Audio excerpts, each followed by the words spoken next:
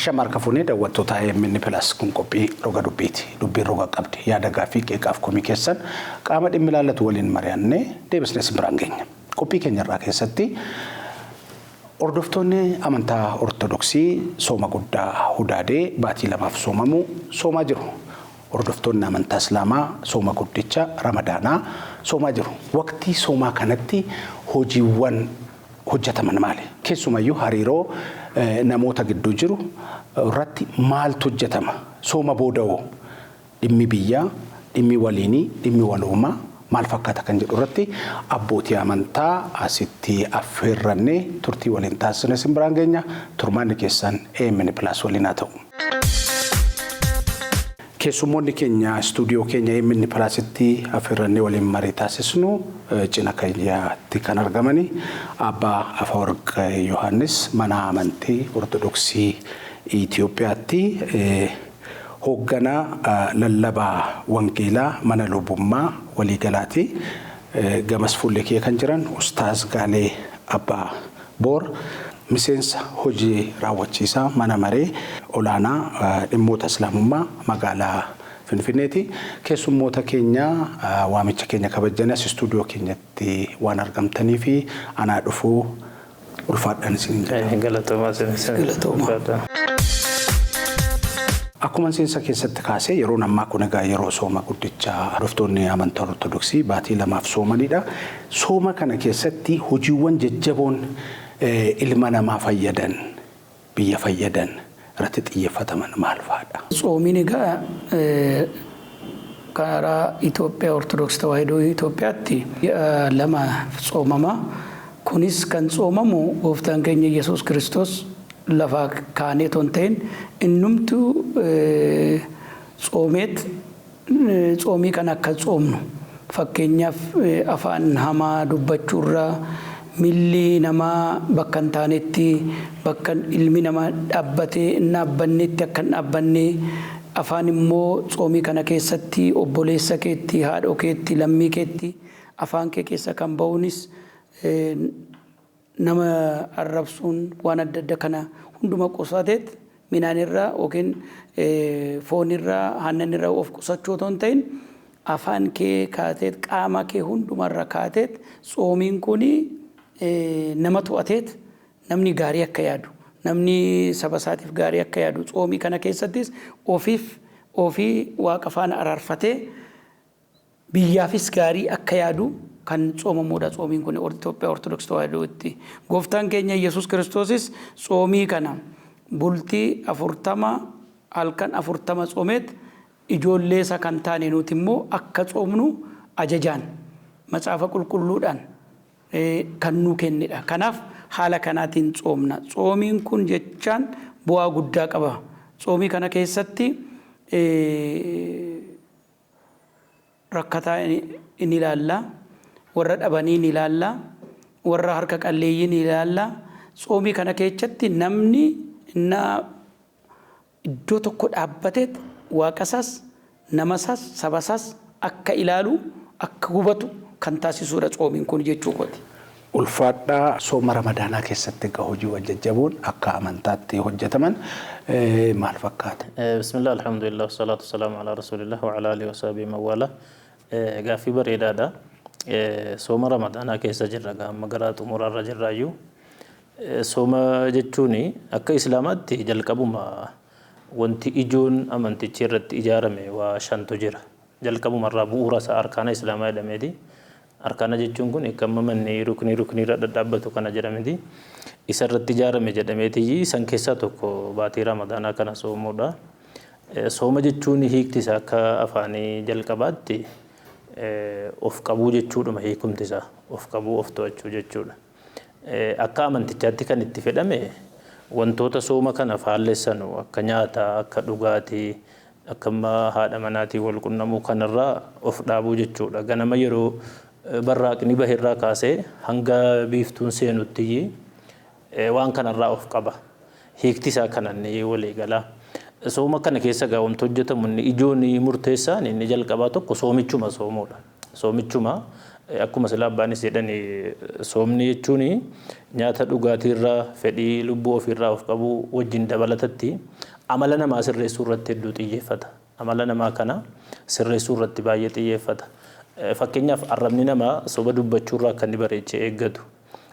Ragaa sobaa bahuurraa even yooma namni illee darbee fakkeenyaaf daangaasitti darbee si arrabse iyyuu sooma kana keessa deebiin ittiin kennamu. حديث كيست ترجم ربي عليه الصلاة والسلام من لم يدع قول الزور والعمل به فليس لله حاجة في أن يدع طعامه وشرابه إذن نمني هاسا سبا دبچون نيسين رغا سبا بهون نيسين مكانا ما بلسون نيسين نياتا فلغاتي ديسون إسا ربي برتغتين قبو بؤر رسا جرى كان الرافة قاتشو لي قبا إنما بكا براتي مال جدني يو نمني تكوسا الربس يوكين إسا اللو ليو أنن سوما رجده هدابتو ملي روسانتي كفلتي دي بسوفي inni isaa arrabsee jennaan kafaltii itti deebisuun itti lollaan itti deebisuun hin eeyyamamu. Jalqaba sooma kana keessa bu'uurri tokko isa kana waan amalli ilma namaa keessatti leenji'ee gaarumfamee bareedee deemudha. Amantichaa wal qabatee hojiin hojjetamu baay'eetu jira. Hojiin mul'ataan hawaasa walitti ijaaruun tun akkasii fakkeenyaaf hojiin guddaan tokko hojjetamu Ramadaana kana keessa salaata taraawihaatu salaatamu. Salaata taraawihaa kan jedhamu kuni halkan naannoo sa'a lama booda salaata isa dirqamaa salaatamee ka'eetiyyi dabalata waan rabbitti nama dhiheessu waan jaalala rabbii namaaf argamsiisu jedhamee salaata taraawihaa ummanni bal'aan dhiirris dubartiinis masjidatti yaa'anii salaatu hanga sa'a 3-4 akka salaatama. Inni dhadhagahamayyuu magaalaa kana keessa spiikariidhaan baay'inaan. Inni kun maa inni bu'aan inni qabu rabbitti nama dhiheessuu irratti dabalataa bu'aan guddaan inni qabu hawaasummaa ijaara. Namni walitti dhufe kuni eenyutu rakkina qaba, eenyutu gammachuu qaba, eenyutu dhukkubsate waan jedhu kana wal qorata, wal arga. Ollaa isaarraa eenyutu nageenya qaba waan jedhu kanayyi sirriitti wal hordofa wal to'ata jechuudha. Qabxiin biraa ijoon murteessaanii keessumaa ijaarsa hawaasummaatti rarra'ee sadaqaa arjoomatu jira, kennaa adda addaa jira sooma kana keessa. Yeroo biraas nama hiyyeessa gargaaruun nama fira gargaaruun waanuma jaallatamaa barbaadamaa osoo ta'u sooma kana keessa immoo ilaalcha addaa qaba. Fakkeenyaaf hadiisa keessatti argama Rabbi alayhi salaatu wasalaam akka isaan jedhanii nama soomu tokko namni fursiise mindaa namicha soomee sana Rabbiin isaafis ni kennaa jedhan osoo sanarraa hin hir'isin isa kanaafis dabaleetuma kennaa jedhani namuma soome sana qofa fursiisuudhaan jechuudha. Ati mindaa Rabbiin biraa argachuuf jecha nama rakkate jechuu nama keessumaa nama ollaa kan kee jiru rakkata adda addaa kana atu fi nyaattee inni rakkatee buluun rakkatee ooluun gonkumaa eeyyamamu bu'uuruma irraayyuu. Yeroo soomaa kana gaa hariiroo namni uumaa isaa waaqa rabbiin waliin qabu cimsachuun akkasumas hariiroo waliin qabu amantootni mana amantichaa keessa jiranii fi kanneen biroollee jiranii jira. Dhimmi biyyaa jira, dhimmi hariiroo biroo jiru. Isarratti hariiroo akkamii jira? Galatooma. Amma soomii kana keessatti kadhannaan saayyuu kan biraadha. Amma soomii kana keessatti bataskaanni keenya halkan sa'aatii 12 jalqabdee amma 12tti halkan biyyaafiin kadhatti sabaafiin kadhatti waan lafa kanarra jiru waan jaalala ibsu waaqaaf galanni ga'uu kan qabu hundumaa dhiyeessiti. Lammaffaa immoo guyyaa guutuu immoo qiddaaseen jira. Qiddaasee sa'aatii 6 jalqabee amma sa'aatii 9tti immoo qaddafama. Galgala immoo sa'aatii 10 booddees kadhannaa jira. Egaa bataskaanittiin amantaan ortodoksiin kun yeroo adda addaa keessa kan gooturra bilisa baaftee iddoo kanarratti xiyyeeffannoo ishee waaqaaf waaqa qofadha kan hojjettu.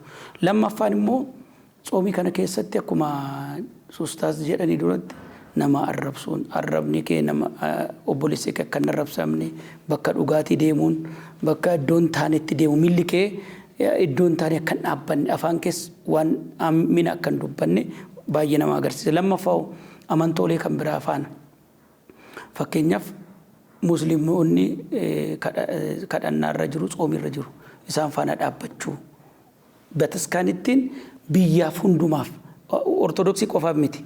Biyya keessa kan jiru ilma namaaf ardiirratti kan jiru ilma namaaf ni kadhatti. Kanaaf obbolaanshi giddiidhaan ortodoksii ta'uu hin qabu. Musliimni jira, amantoolee kan biraan wangeelaawwaanii jiru. Isaan faana hariiroo nagaa buusuu irratti biyyaaf kadhachuu amma biyyi keenya waan gaarii irratti dhufaa jirti. Isheedhaaf kadhachuu halkaniin kadhatti guyyaan kadhatti namaaf miti biyyaafis hin kadhatti. Biyya oo jiraatte biyyi kuni oo jiraatte kadhachuu dandeenya, qaddasuu dandeenya, waaqaaf galata galfachuu dandeenya. Biyyi jiraattedha. Biyyi jiraattu taanaan immoo kadhachuunis yeroo hin qabnu jechaadha. Kanaaf biyyaaf ganamas galgalas halkan tsoomiin kun amma dhumutti haala kanaatiin deemama. Kanaaf amma obbolaan keenya warra musliimoonni Ramadaan irra jiru. Isaan faana hariiroo gaarii, isaaniif waan mijaa'u hojjechuu, amma fakkeenyaaf afxiir irratti daandii irratti innaa taasisan nuti deemnee argamuu, isaan faana dhaabbachuu, maaliif obbolummaa keenya calaqqisiisuu, obbolummaa keenya agarsiisuu. Tsoomiin tokko jechaan nama amantaa kee jaalatu qofa miti. Nama amantaa kee irraa alallee warri jiru akkuma obboleessa kee akka of jaalattutti isas jaaladhu. Macaafni qulqulluun fakkeenyaaf qulqullicha Phaawulos saba Ibraawuyaanitti innaa barreessu boqonnaa 3 lakkoofsa 1 irratti kaaset tsoomii kana keessatti tsoomiin Itoophiyaa Ortodoksii Tawaahidoo tsoomtu kana keessatti ofiif otoo hin ta'in ollaa kee irree kan jiraatanii amantaa kee kan hordofan illee waan qabdurra waan qooddadhu waan isaan barbaachisu hiyyeessi yoo jiraate farankaa yoo dhabanii farankaa kee kenni yaadaan illee gorsaan illee isaan faana cinaa dhaabbadhu jedheet macaafni qulqullu bulmaanni bataskaanii Ortodoksii Tawaahidoo kan itti bulmaanni isheetti bulmaamtu kana ajaja malee tsoomii foonirraa fi hannanirraa of tiksitee jiraachuu miti. Waan gaarii yaadurra jalqaba. Sammuun kee akka waan gaarii baasu waan gaarii akka ofirratti fakkeenyaaf innaa tsoomtanii ofiif hin tsoominaa jedha. Obboleessa kee yaadadhu, ollaa kee yaadadhu, biyya kee yaadadhu. Akka namoonni amantaa alarree warra jiran isaas akka obboleessa kee yaadadhu. Yeroo kam caala yeroon immoo soomaa addatti hojiin gaarummaa hojiin amantaa kan itti mul'atu ta'uu kaastanii jirtu. Hariiroon warra kaan biroo biyya tokko keessa jira lammii tokko karaa baay'een namni walitti hidhamaadha waliin hojjetaa waliin jiraata.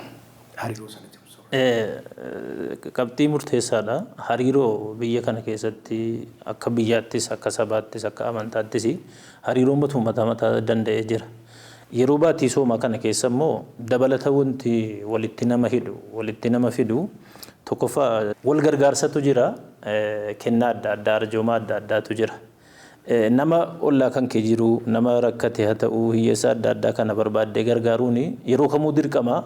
Sooma kana keessa immoo harka caalu dirqama ta'a. Kanaaf maal godharee namni wal jaallachuutti dhufa jechuudha. Wal kabajuu waliif yaaduutti dhufa. Qabxiin guddaan nuti soomarraa argannu tokko maanni obsayyi nama barsiisa. Of to'achuu ofuma kana. Yeroo biraa inni aarii kan kee kana bahachuutti deemtaa. Namatti dallanuutti deemtaa. Qabxiin guddaan soomni si barsiisu arrabni kan keessi akka waan hin taane dubbatu hin eeyyamamne miti. Harki kan keessi waan hin taane kan hojjenne to'atameera. Kanaafuu maanniree haaloon bahattu obboleessa kan keerraa. Quraana keessatti wal kaadhimiina al-ghayza wal caafiina ani nnaas wallaahu yuhibbul muhsiniin jedha. Bareechee faarse warra dallansuu ofii liqimsan. Nama si miidhee wahii tokko inni argitu osuma humna qabdu osuma haaloo bahachuu dandeessu dallansuu kan keessana liqimsitee dhiiftee tasgabbooftee yaadda. Akkamitti furmaata argata isa jedhu. Kun immoo hawaasa ijaaruu keessatti waliin jireenya keessatti nageenya biyyaa keessatti baay'ee murteessaadha. Achii kaateetii dhiifamayyuu goota isa liqimsite qofaa miti adda addaa wantichi isuma sitti balleesse sanaaf dhiifama godhuun yeroo soomaa kana keessa iddoo guddaa qaba. Nama sitti balleesse jechuudha nama si miidhee isa ta'u arrabaanis jechaan gocha wahiitiin. Sana boodayyuu darbeeti wallaahu yuhibbul muhsiniin jedha. Amma immoo darbitee tola oolta. Nama sanaaf waa arjoomta jechuudha akkaataa inni keessa jiru. Yeroo baay'ee ilaalteetti yoo ta'e namni rakkataan namni dhimma wahiitiin muddamee jiru sitti daangaa sitti darbeeyyuu si aarsa. Ati isaaf obsitee dhiifama gootee fi rakkoo isaa sanan na furte hawaasummaan kana caalaa ijaaramu hin jiru jechuudha. Baay'ee bakki barbaadamu kana keessaa tokko. Akkasumaatti sila akka isaan jedhanii hawaasummaan fakkeenyaaf yeroo nyaanni adda addaa waliin geggeeffamu iftaara irratti bu'aa guddaa qaba hawaasummaa ijaaruu keessatti nageenya biyyaa keessatti. Fakkeenyaaf amma kadhannaan kadhatamu baay'een isaa biyyaafis ni kadhatama mootiifis mootummaadhaafis ni kadhatama akka nageenyi bu'u wanti guddaan tokko amma kanatti amantichas geggeessuu dandeessu misoomnis kan inni geggeeffamuu danda'u sochiin hamma godhamu hundi isaatu nageenya jalatti hunda yoo nageenyi hin jiraanne walolla adda addaa jiraatee wal dhabbii jiraatee jedhee burjaajii dhufee waa tokko geggeessuu dadhabda kanaafuu nageenya sanaa fi soomni kun bu'aa guddaadha qaba amantoonni gaafa mana amantaa dhufanii jedhan masjiidatti gaafa dhufanu ergaan itti dabarfama guyyaatti amma galgala salaata ishaa dura yoo xiqqaate daqiiqaa 15-20 ergaa guddaadhumatti itti dabarfama ergaawwan kun baay'een isaa maanni akka namoonni amala gaarii qabaatan akka namoonni wal danda'an akka namoonni rabbii wajjin hariiroo tolfataa ummata wajjin hariiroo tolchuudha walumaa galatti cuunfaan soomaa yoo laalle qabxii sadii wayitti rarra'a baay'inaan inni jalqabaa hariiroo sii fi rabbiin gidduu jiru waaqa jidduu jiru tolchuudha akka inni si jaallatu akka inni badii keessi araaramu akka inni sadarkaa keessi ol fuudhu jechuudha inni lammaffaa immoo lubbuudhuma kan kee qulqulleessuudha of to'achuudha na atamma gaafa yeroo biraa nyaata namni qabeenya qabu wagguma fedhe nyaata maal jedhamiti gaafa soome garuu osoo hin jaallatin ni beela'a gaafa beela'e hiyyeessa yaadata hiyyeessidha yeroo hunda akkana beela'aara yeroo hunda nyaata dhabe kana ta'aara kanaafuu gara laafa jechuudha wal mararfachuu dhufa kanaaf inni lammaffaa qabxiin soomni ati irraa argattu of qulqulleessita qabxiin sadaffaa moomaanni siif hawaasa gidduutti jaalala walitti dhufeenya wal kabaja hawaasummaa uumaa jechuudha ulfaadha egaa kun yeroo soomni guddichi gaggeeffamu yeroo adda addaattis sooma gaggeeffamu keessattidha manni amantaa ortodoksiis manni amantaa islaamaa manneen amantaa biroos biyya kana keessatti baroota dheeraaf jiraatanii walumaan jiraatanii biyya kana kan ijaaranis kan tiksanis nagaa biyya kana kan buusanis jaalala ijaaraa kan dhufan namoonni maal kaasu jaalalli jiru suni darbee iddootti cabutu mul'ata jaalalli tokkummaan kaleessaa sun iddootti qaawwa mul'atu hin jira kana manneen amantaa lamaan ammas jirtan qofatu hin taane manneen amantaa kana ijaaruu keessatti keessumaayuu dhaloota ammaa keessatti hanqinoonni mul'atu jedhu dhugaadha kuni darbee mul'ata inni jaalala achi dhuftuu qabannee dhufne kuni iddootti cabuu jira maaliif nuti hundeessineerra sirritti amma musliimniif kiristaan ortodoksiin warra kaanis amantolee warra kaanii biyyittii kana keessatti beekumsa qabatanii charchii isaanii dhaabbatanii waaqa isaanii waaqeffachaa warra jirani hundumti keenya wal beekna garuu gajjallaatti gaafa deemtu namoonni siyaasa faana wal qabateet namoonni finxaaleeyyoonni gaafa biyyittii kana jeequu barbaadani gaafa biyyittii kana balaarra buusuu gaafa barbaadani bakka okataa yookiin immoo bakka da'oo godhatanii kan iddoo darbee kan itti fayyadamanii jiru. Amantichi kan hin jenne garuu namoonni maquma amantaatiin amma amantichi hin jedhu wal jaaladhaa jedha macaafni qulqulluus quraanni soo jedhe jaalalaan jiraadhaadha amma macaafni qulqulluu hundee sannaa ilaaltu waa'ee nageenya odeessa. waaqayyoof ilmi namaa akkamitti uumame hariiroon isaanii maal fakkaata waaqa kee akkamitti argachuu dandeessa akkamittiin waaqa kee qabattee mootummaa waaqayyoo dhaaluu akka dandeessu sittima macaafni qulqulluu hundumti kan itti fayyadamanii wangeelaawwanis warra ta'anii kanuma ni fayyadamu macaafni qulqulluu hundee isaaniiti quraanni soo dhufe quraana bira soo deemte quraanni jechuun nagaa jechuudha quraanumti isa inna ilaaltu kanaaf waa'ee nagaatu labsama garuu namoonni tokko gaafa biyyittii kun diina baay'ee qabdi risoorsii baay'ee qabdi biyya jaalalaati biyya tokkummaati sabaaf sablammoonni 80 ol kan itti wal jaalatanii wal fuudhanii kan itti jiraataniiti biyyittiin kun kanaaf namoonni diinni keenya warra ta'anii warra biyyittiin kun nagaadhaan misooman guddatteet iddoo gaarii akka geessu warra hin barbaanne warra barbaadamanii warra hin barbaanne jiru eenyuut isaan immoo haala ta'anii eenyuutti itti fayyadamu as keessa ta'aniiti amma wayyaa luboota warra wayyaa qeesota warra sheekota uffatanii warra siyaasa qabanii achi keessan dhokatu dawoo godhatu kanaaf macaafni qulqulluun hin jenne quraanni hin jenne isaan maal godhu itti fayyadamu bakka achi keessatti amma ni gaaf ortodoksii keessa taa'eet lolli naa ka'u nan ilaala garuu eenyutu isaan barsiise eenyutu itti hime ergaa kana eenyutu isaanii irratti uume jennee gaafa ilaallu diinadha. Diinadha. Maal jedha macaafa qulqulluu keessatti Waaqayyoon qamadii kana facaaftaniidha. Qamadii kana keessatti immoo inkirdaadi kan jedhamu jira. Girdiin jechaadha. Eenyutu facaase? Anoo kan hin facaase qamadiidha. Kanammoo diinatu facaase jedhee gooftaan keenya Yesuus Kiristoos ni dubbata. Kanaaf akkuma sanatti namoonni tokko tokko kanneen kaayyoon isaanii galmaan hin geenye aniif ustaaz lollee isaan bu'aan argatu aniif isaan olajjeefne bu'aa argatu akka kanatti warra deemaniitu jiru. Kanaaf abbootiin amantaa hundumtuu biyyittii kana keessa warra jiran teessoo isaanii jalqabanii qulqulleessuu qabu. Amantaan kana hin jedhu lolleessaa dhufe. Macaafni qulqulluu wal jaaladha jedha. Quraanni wal jaaladha jedhe. Kuni lolliif jibba uumuun akkamitti dhufe?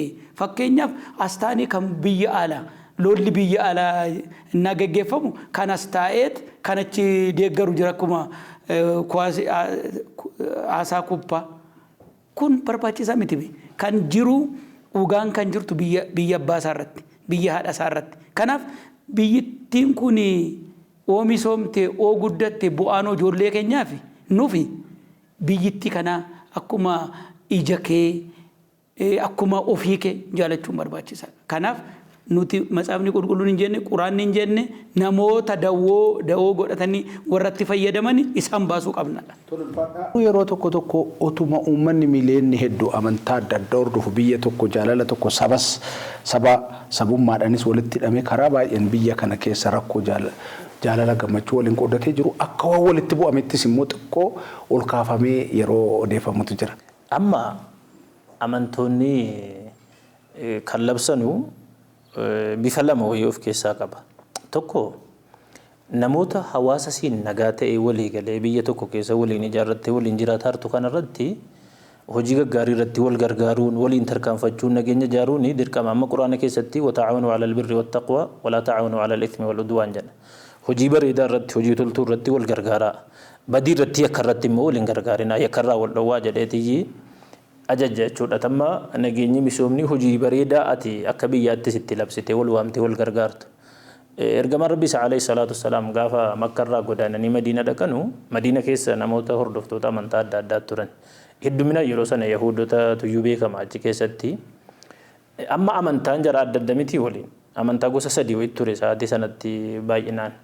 Warra amantii duudhaa hordofu jira, Musliimota jira, Yahuudota jira. Biyyichi waloodha akkam hagoonu jennaani dokumentii wayii wasiiqatul Madiinaa dokumentii Madiinaa kan jedhu qopheessan. Biyyi kun akka walootti waliin keessa jiraannaa nageenya isaanii eegsifnaa diinatti dhufu waliin irraa deebifnaa amantaan keenya immoo adda addaa garuu biyyattii kana eeguun waloo keenya dirqama yaada jedhu irratti walii galanii ka'an. Yaadni akkasii baay'eetu jira kitaaba keessa. Amma maaliif namni waldhabbii uumaatti yoo dhufne hanqabxii lama sadii natti mul'ata. Tokkoffaani waldhabbiin uumama namaa keessatti uumama inni taa'ee xiinxalu. Challenge adda addaa meenna leadership irrattis waan adda addaa irrattis dubbiftanii na laaltanu jira wanti kun. Keessoo amantaas hin jira maatii keessa iyyuu jira malee maatii keessa sinuma jira. Yeroo garii uuma akkasiitu fakkeenyaa fi anaa fi isaan abbaa ortodoksiitii waldhabbiidhuma wayinna nu uumne waldhabbii isa naachuraal ta'e jechuudha. Gara amantaatti fudhatamuun hin mala jalqabarraa tokko wanti kun jira. Qabxiin tokkoffaan kana. Qabxiin lammaffaan immoo dogongorri ilma namaati. Anis nan dogongora abbaa amantiis haa ta'u isaanis eenyuun numa dogongora. Dogongorri sunis yeroo garii fuudhameetii guddifamee mul'ifamee akka waldhabbiittis hiikamuun isaanii mala. Amma kan dubbatarru waa'ee amantichaa sumne malee ilmi namaa kamuu numa dogongora. Anuma waa balleessa. Wagga kana inni suni maagnifaay godhamee akka badii guddaattis fuudhamuutu mala. Kun lamaan rakkoon qabu. Qabxiin rakkoon jiru maanni amantaa kam keessa yoo ta'e dhuftee nama hamma ta'e ilaalchisaa man karaaressaa moo maal jedhani jecha durii wayii tokko kan abdiiftanii tuulatama. Inni maanni amanticha keessa dhufeetii ergaa wahii fudhatee jallisee hiikee akka isaa ta'utti hiikkateetii karaa biraa gora uummataaf uummata kan walitti buusu.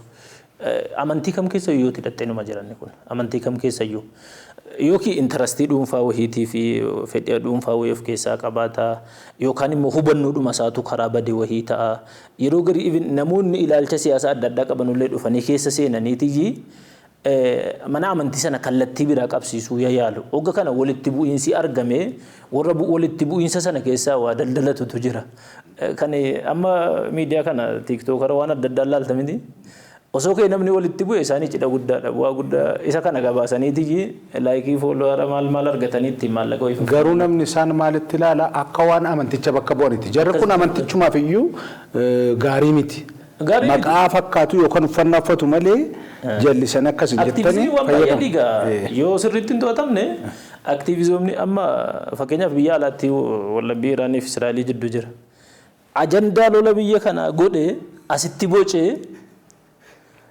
tokko deeggaraa Iraan godhe tokko deeggaraa Israa'elii godhe asii wal lolchiisuu gubbame isaan jedhan isa sanaayyuu rabbi nageenyaa buusu jennee asitti kadhataa jirra kana ajandaa asii godhe warri wal lolchiisuudhaaf socho'uun jira namoonni hubannoo qaban isa sana deebisuu danda'udha hojiin aktiivizimii dhufee mana amantaa hoogganuu hin qabu manni amantaa qajeelfamuu mataa isaatiin akka inni deemu gochuu danda'utu waan sanaaf furmaata malee darbee kana duras ni argamaa ture fuuldurattis numa argama waan jedhu yaada jedhuun qabaan.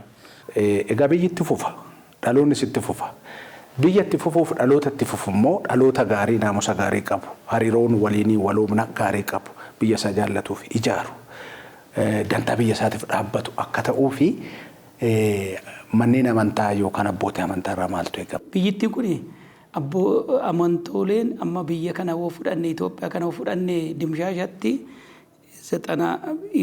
98% ibbantaa keessa amantaadhaan kan guutamteedha. Nama amma kanatu ordoffii kan muloo wangeelaa ta'u kan ortodoksii ta'u kan musliimaa ta'u biyya amantaati kun. Biyya amantaa kana keessatti lolli dhumame yookiin namni walitti bu'e islaamni fi kiristaanni walitti bu'e jennee iyyaan na'oo ta'e nuti macaafa qulqulluu saniin barsiifne obboleessi koo ustaazinis quraanaan barsiifne jechaadha. Hirrinni nu bira jira. Hirrina kana immoo ofirratti dammaquu qabna.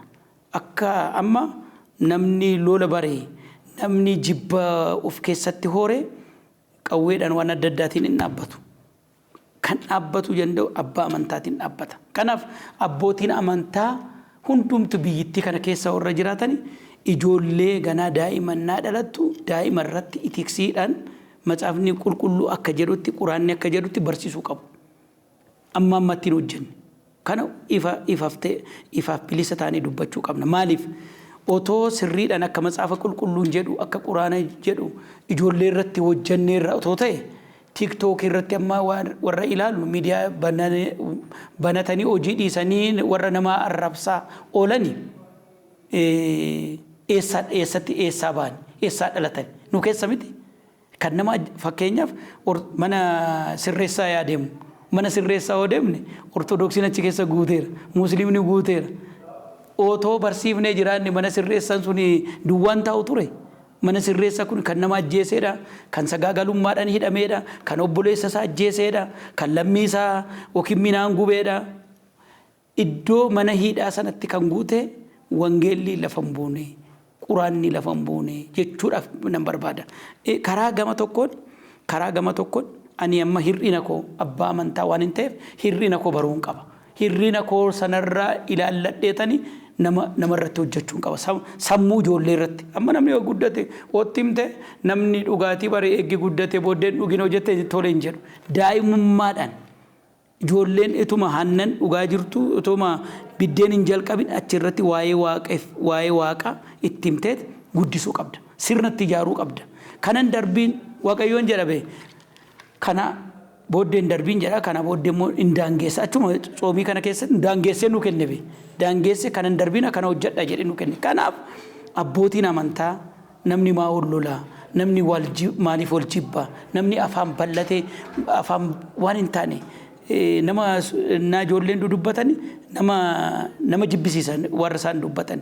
Kanaaf oomisha kana eenyutu oomishe eessaa ida'amanii eessaa dhufanitti iddoo kana ga'anii Kanaaf isarratti hojjechuu qabna. Fakkeenyaaf TikTok irra urate achi taa'ee kan abbaa amantaa kan hin jenne isaan humnaan deemanii kan nama arrabsanii jiru. Ortodoksii arrabsu warra kaan arrabsu maaliif lolli akka qabu.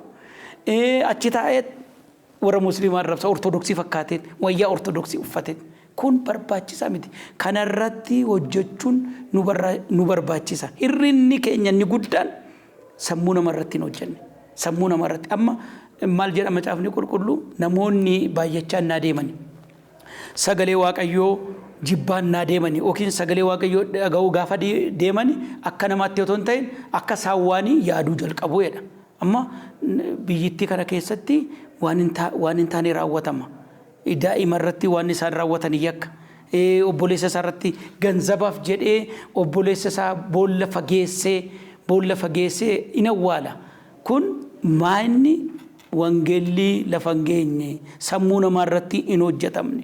Kanaaf hirrinni keenya abbootiin amantaan dammaqneet hirrina keenya sanaa dammaquun nu barbaachisa malee ammana amantaa ortodoksiin qaba ammana amantaa abaluu qaba jechuun maal godhu? Umaan barbaachisu bee nama baratee nama macaafa qulqulluu sana qabu beekate nama xinnootu hingaa. Kanaaf waaqa indoo macaafni qulqulluu maal jedha?